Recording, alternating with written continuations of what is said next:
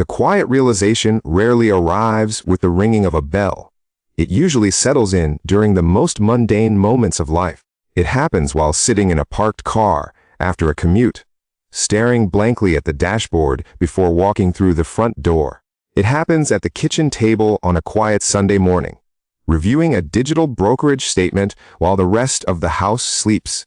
In these silent moments, the mind naturally drifts toward the future, calculating the distance between current energy and the inevitable end. There is a heavy understanding that wages have an expiration date.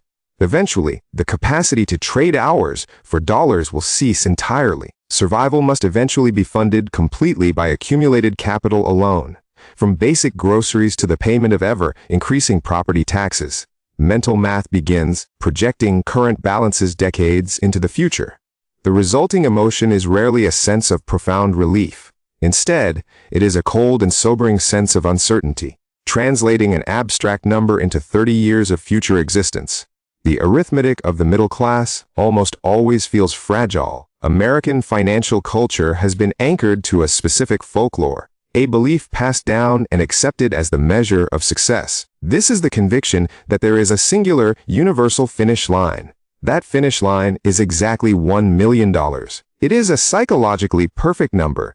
It is round, symmetrical, and carries the weight of absolute wealth. We anchor to this milestone because the brain prefers simple heuristics, rather than engaging with complex and fluid probability matrices. For decades, the financial apparatus reinforced this exact narrative, framing $1 million as a sacred threshold of security. Relying on that static number is not just an illusion. It is a mathematical trap endangering millions of hardworking people. This belief ignores the corrosive mechanics of time and inflation. Dismantle the emotional comfort of that round number. Examine what $1 million actually purchases over 30 years. The feeling of safety evaporates with terrifying speed.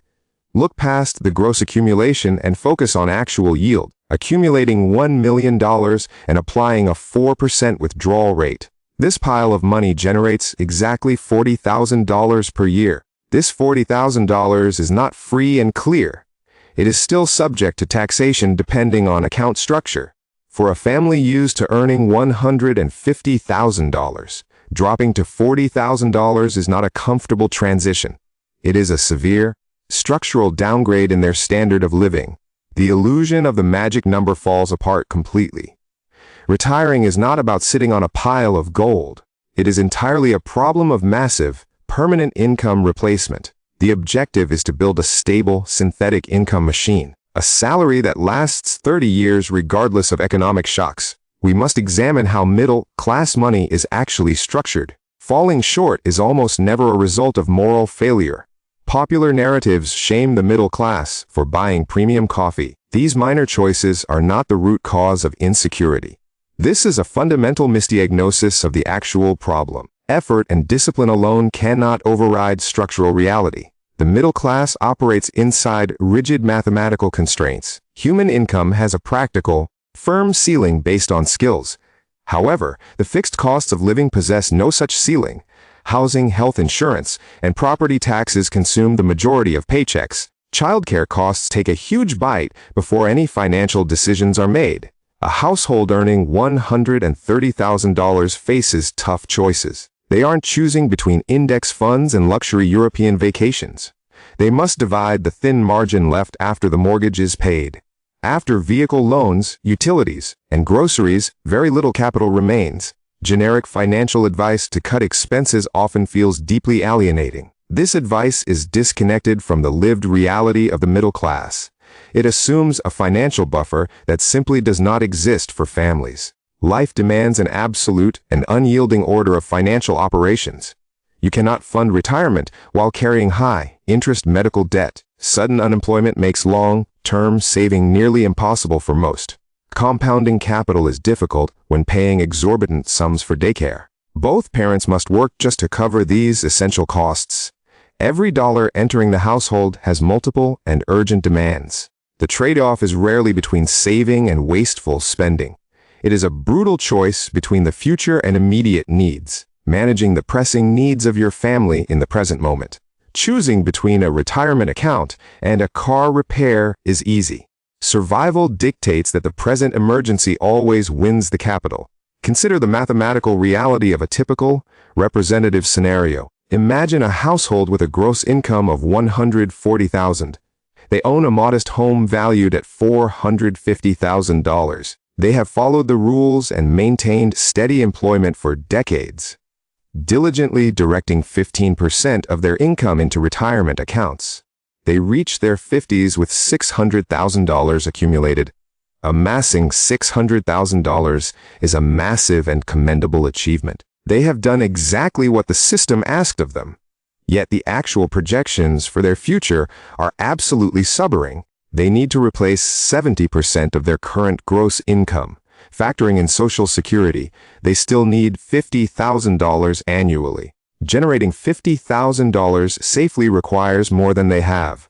Their $600,000 is entirely insufficient for their needs. They do not need $600,000, they need much more. They need closer to $1,200,000 instead, or perhaps even $1,500,000 for inflation.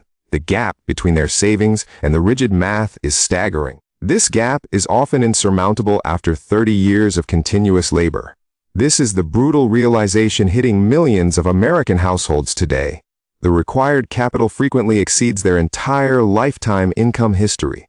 They did not fail the system or behave in a reckless way. The cost of 3 decades of retirement outpaced their saving ability, constrained by the daily costs of keeping their household operational. We must explore the hidden variables that threaten to erode capital.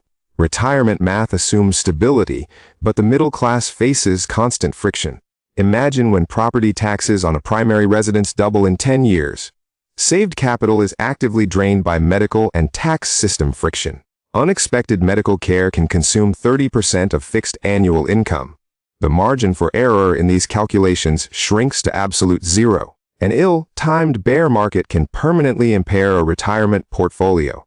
This forces a drastic and permanent reduction in their standard of living. Even with aggressive optimization, the math remains stubbornly difficult to solve. Imagine a family at 55 deciding to use extreme geographic arbitrage. They sell their home, capturing $400,000 in equity.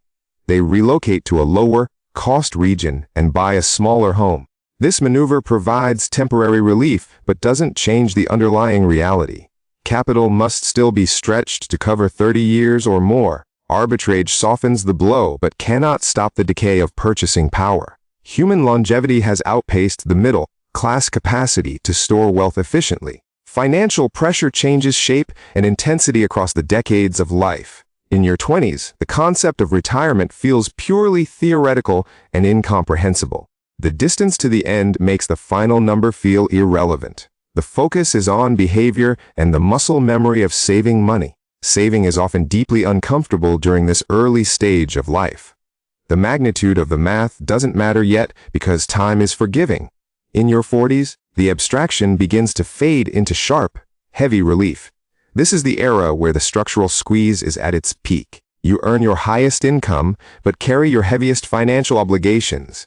Mortgages are large and children are at their most expensive stage. The physical energy required to sustain the operation begins to plateau.